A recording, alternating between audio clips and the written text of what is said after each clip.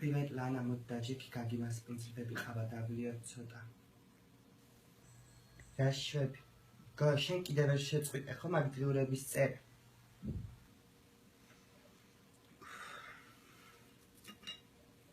ლანა, შენ თუ გონია რომ მე მასე მინდა იყოს, არ არის მასე თლად მაგ ყველაფერი. უბრალოდ ლაშამ რო გაიგოს ეს ყველაფერი, ჩემ თავს ვერ ვაპატიებ, იგი კიდევ მე ვერ მაპატიებს ამ ყველაფერს.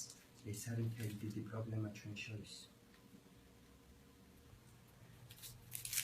ხო, ლანა, მაგრამ კომუნისტურ დროში აღარ ვარ, რა კომუნიზმური საქციელები გა. მე რო შენსავით ვიყო დაგრუზული, თავს მოვიკლავდი.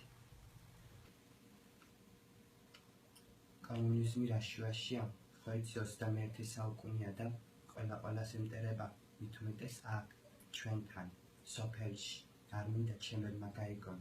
და კიდე ლაშასგან მე უარს ვერ ავიტან ამ ხელადამცირებას. რა უნდა უთხრა მე სხვას?